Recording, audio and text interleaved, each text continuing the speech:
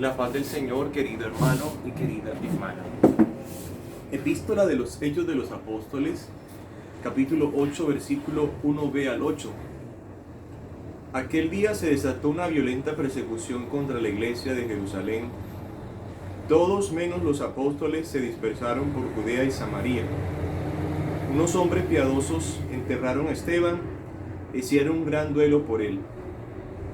Saulo se ensañaba con la iglesia, penetraba en las casas y arrastraba a la cárcel a hombres y mujeres.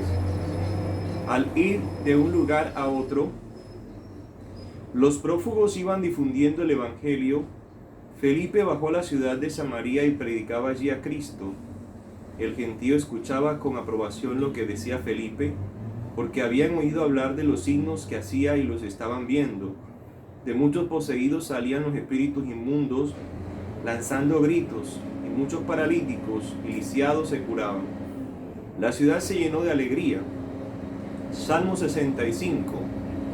Aclamad al Señor tierra entera, tocad en honor de su nombre. Cantad himnos a su gloria, decid a Dios, qué terribles son tus obras. Que se postre ante ti la tierra entera, que toquen en tu honor, que toquen para tu nombre. Venid a ver las obras de Dios, sus temibles proezas en favor de los hombres. Transformó el mar en tierra firme, a pie atravesaron el río. Alegrémonos con Dios, que con su poder gobierna enteramente. Continuación del Santo Evangelio según San Juan, capítulo 6, versículo 35 al 40. En aquel tiempo dijo Jesús a la gente: yo soy el pan de la vida, el que viene a mí no pasará hambre, y el que cree en mí nunca pasará sed, pero como os he dicho, me habéis visto y no creéis. Todo lo que me da el Padre vendrá a mí, y al que venga a mí no lo echaré afuera, porque he bajado del cielo no para hacer mi voluntad, sino la voluntad del que me ha enviado. Esta es la voluntad del que me ha enviado, que no pierda nada de lo que me dio, sino que lo resucite en el último día. Esta es la voluntad de mi Padre, que todo el que ve al Hijo y cree en Él tenga vida eterna, y yo lo resucitaré en el último día. Bien, queridos hermanos y hermanas, como dice San Pablo, todo sucede para bien de los que aman a Dios. De manera que se desató una gran persecución después de que apedrearon a San Esteban y lo liquidan contra los cristianos. Y Saulo pues se ensañaba, dice el texto. Como que el texto quiere remarcar mucho que San Pablo era un perseguidor. Mira que la Biblia tiene algo muy bonito, que la Biblia no oculta el pecado de los elegidos de Dios. No oculta el pecado de Pedro, no oculta el pecado de los apóstoles que lo abandonaron en la cruz. No oculta el pecado de David. Y bien, la Biblia pudo haber ocultado esos delitos de los elegidos de Dios, pero están allí porque para decir, Dios no tiene nada que esconder, Dios todo, no hay nada oculto en cielo y tierra.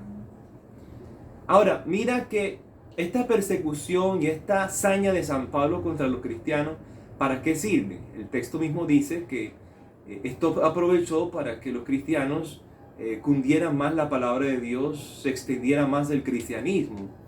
Esto quiere decir que cuando vengan cosas malas en apariencia a tu vida, Dios te está lanzando un mensaje. No te quiere allí, te quiere en otra parte, te quiere en muchas partes, para que seas testimonio no solamente en una parte, sino en muchas partes. Por eso dice una frase: por ahí se te cierra una puerta y se abren miles de puertas más. O como ese cuento bonito entre la estrella de mar y la araña. La araña, tú le dicen por ahí que le partes una patica y ahí se queda con esa patica partida. Y hasta se mueren, dicen por ahí. En cambio, la estrella de mar le partes una patica y nacen miles de estrellas de mar, dicen por ahí, ¿no? Pero aunque no sea tan al pie de la letra, pues lo cierto es que sangre de mártires, semilla de cristianos, la iglesia entre más perseguida, más fuerte se vuelve. El Evangelio es la continuación del discurso del pan de vida en el capítulo 6. Teofilato dice: que todas las cosas estaban muertas. El pecado es muerte. Jesucristo nos da vida por medio de sí mismo. Entonces, cuando Cristo entra en nosotros, entra vivo, no entra muerto como los demás alimentos. Y permanece vivo, no muere, no lo absorbe nuestro cuerpo como hace con los demás alimentos, que absorbe sus vitaminas para luego expulsar lo que no sirve. No, Cristo, el pan de vida, nos absorbe a nosotros, nos va transformando en vez de nosotros a Él. Porque Cristo es Dios y Él transforma. Entre más lo comulgues, más te transforma. Porque estos son los que el Padre da al Hijo cuando por medio de una inspiración interior les hace creer en el Hijo.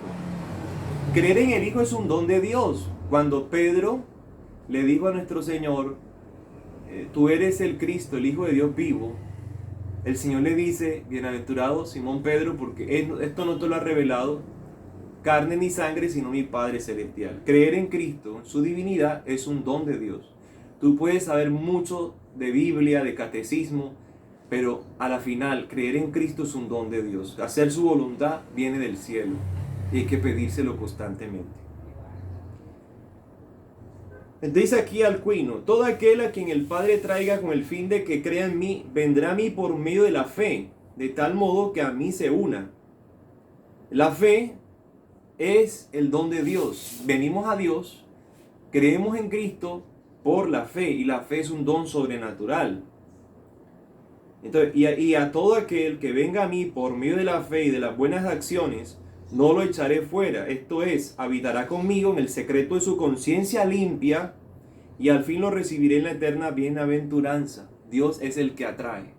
Dios es el que siempre tiene la iniciativa. Crisóstomo dice, todo lo que me da el Padre demuestra que no es una cosa contingente. El creer en Jesucristo ni se consigue por medio de la sola razón humana, sino que necesita de aquella revelación que procede de lo alto, aún en el alma piadosa que recibe la revelación. Aunque el alma sea piadosa, aunque la persona sea muy llena de fe, no podrá llegar a la fe sin el don de lo alto. Por medio de esto refuta la incredulidad de aquellos, manifestando que el que no cree en él se opone a la voluntad del Padre. Mas San Pablo dice que el Hijo los traerá al Padre. 1 Corintios 15:24. Esto es, cuando entregue el reino de Dios al Padre. Así como el Padre cuando da no se priva de nada, así tampoco el Hijo cuando entrega. Dios entre más da, más sigue en abundancia, no se le agota nada, porque es Dios. Por medio del que habéis sido llamados a vivir en sociedad con su Hijo, y así el que viene a mí se salvará, porque he venido y he tomado carne en beneficio de esto. Por esto sigue, porque descendí del cielo no para hacer mi voluntad, sino la voluntad de aquel que me envió. Y para que nadie vaya a pensar cosa parecida, añadió, y esta es la voluntad de aquel Padre que me envió, que todo aquel que ve al Hijo tenga vida eterna. Y por esto quiere también el Hijo, porque éste da la vida a los que quiere. ¿Qué es pues lo que dice? No he venido a hacer más que lo que el Padre quiere, como no teniendo separada mi voluntad de la del Padre, todas las cosas que son del Padre son mías. Es decir, aquí está explicando que Cristo ama la voluntad del Padre. No vino a pesar de, no. Está unido a la voluntad del Padre. A la vez que tiene autonomía y autoridad como Dios que es también, Él ama hacer la voluntad del Padre. Nos está enseñando también a disfrutar, hacer la voluntad de Dios. Bueno, otra cosa que hay que resaltar aquí, vino con el fin de curar las causas de todas las enfermedades, no solamente la enfermedad, sino la causa de las enfermedades. ¿Y cuál es la causa de todas las enfermedades? Dice San Agustín, la soberbia. Por eso el Hijo del Hombre bajó y se hizo humilde, porque quiere sanarnos. Por eso la pregunta, ¿por qué te ensoberbeces si el Hijo de Dios ha nacido pobre y se ha hecho humilde? Se ha hecho pan, pequeñito, para que tú también aprendas a hacerte pequeñito. El Hijo de Dios se ha hecho humilde por ti. Pudieras avergonzarte quizá de imitar a un hombre humilde.